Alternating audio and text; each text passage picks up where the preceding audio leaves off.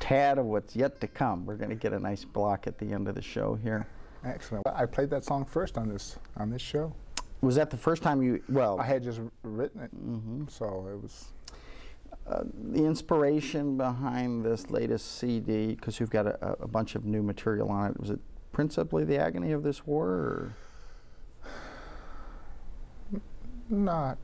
I think it's from being in that place by yourself and realizing things for yourself all the way to humanity. From there to here, you know. I think people have to know what you feel. And seeing people shut down and their mouths closed is really disappointing.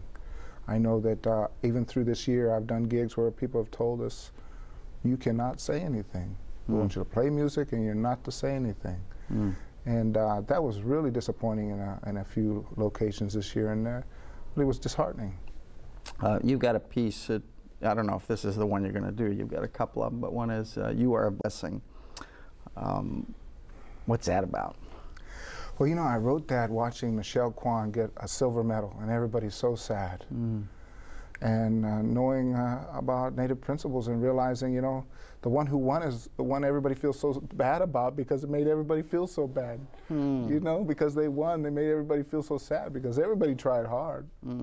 And sometimes we see in the society that everybody wants the number one. Everybody wants to have that gold. And really, there's hundreds and hundreds, if not thousands, of people underneath that tried just as hard, that had great talent, that might be fractions off, that need to realize that we're all a blessing. For life to become life, and the beginning of it is just something we cannot explain, especially when you see a new little boy.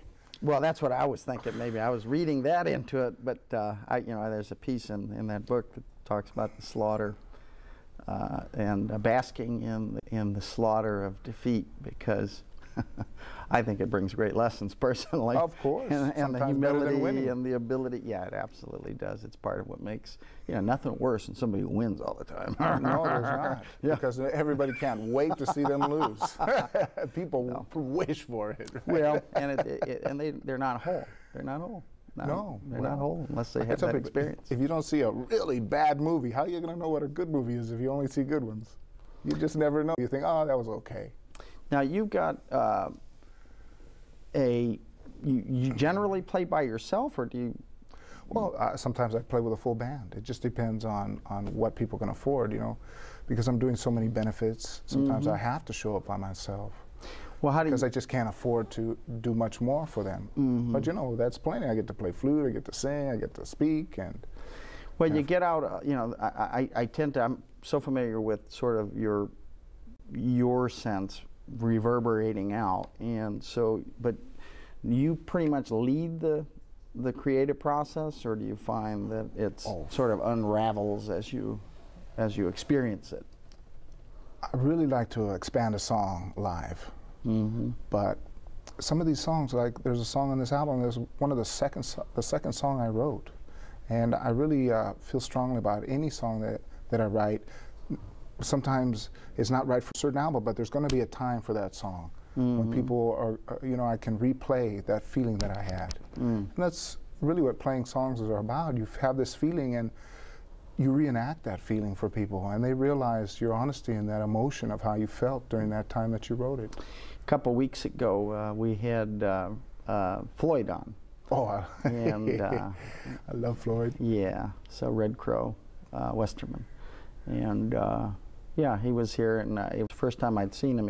He had to use his oxygen. Usually, I don't see that with him. So you know, he's age is, you know, he needs to get some prayers and some vitamins there. Yeah. Yeah.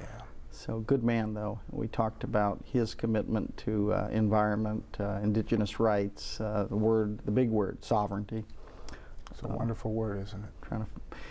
Means a lot to a lot of different people, you know. Sure it does. I always say it's an action, it's not a thing, you know. It's like our lives, right? Exactly. Yeah.